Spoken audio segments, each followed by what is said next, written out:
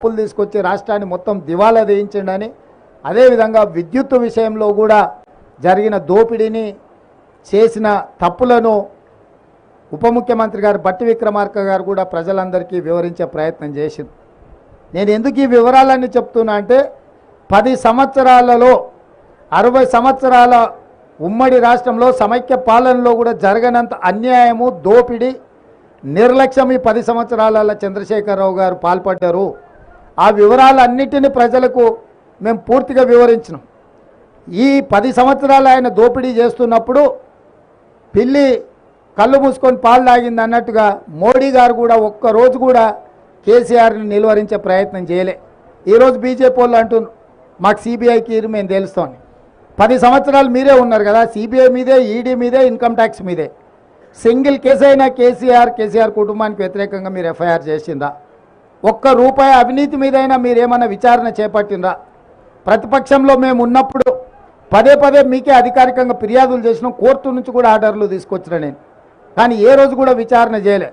ఇవాళ మేము జ్యుడిషియల్ ఎంక్వైరీకి ఆర్డర్ ఇచ్చిన తర్వాత న్యాయాధిపతులతోని న్యాయస్థానాల ద్వారా కేసీఆర్ అవినీతి మీద విచారణ చేయడానికి మేము నిర్ణయం తీసుకున్నాక ఇప్పుడు మమ్మల్ని అడుగుతున్నారు సిబిఐకి ఏమని. ఏందే అని బీజేపీ ఆయన అడిగినా అది మా చేతికి వస్తే మాకు కూడా ఇంత గిల్లుకోనికి అవకాశం ఉంటుంది కదా సార్, మీరు జ్యుడిషియల్ ఇస్తే మాకేం వస్తుందని.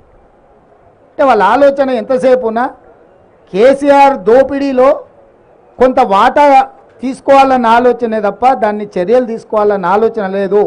అందుకే ఈరోజు కాంగ్రెస్ పార్టీ కంప్లీట్ జ్యుడిషియల్ ఎంక్వైరీకి ఇవ్వడానికి నిర్ణయం తీసుకున్నది. తొందరలోనే retired high court judge or supreme court జడ్జిల చేత జరగబోయే విచారణను టీఆర్ఎస్ ప్రభుత్వం ఎదుర్కోవాల్సిన పరిస్థితులు ఉన్నాయి. కాబట్టి ఈరోజు తెలంగాణ ప్రజలకు మేము ఒకటే మాట ఇవ్వదలుచుకున్నాం, ఎన్నికల్లో మీకు ఇచ్చిన ప్రతి హామీని అమలు చేసే బాధ్యత మాది. రైతులకు 2 లక్షల రూపాయల రుణమాఫీ మీద కూడా బ్యాంకుల అందరితో చర్చలు చేస్తున్నాం. తొందరలోనే మీకు మంచి శుభవార్తను చెప్పబోతున్నాము. ఏ హామీని కూడా మేము వదలదలుచుకోలేదు. తప్పకుండా ఆ హామీలను అమలు చేసే బాధ్యత మాది. ఈరోజు మీరు అందరూ చూస్తారు, గతంలో ప్రతి పోస్టింగ్కు నగదు ఇస్తే తప్ప, నగదు బదిలీ చేస్తే తప్ప ప్రభుత్వ ఉద్యోగులకు పోస్టింగ్లు వచ్చేటివి కావు. ఇవాళ పారదర్శకంగా ఎవరైతే ప్రజలకు సేవలు అందిస్తారో వాళ్ళని గుర్తించి ఎక్కడ ఉన్నా కూడా సామాజిక న్యాయంతో పాటు అర్హులైన అధికారులకు అందరికీ పోస్టింగ్లు ఇచ్చినాం. ఇవాళ మీరు పోలీస్ డిపార్ట్మెంట్ కానీ, రెవెన్యూ డిపార్ట్మెంట్ కానీ, ఏ డిపార్ట్మెంట్ అయినా తీసుకోండి, ప్రభుత్వ ఉద్యోగులను అడగండి.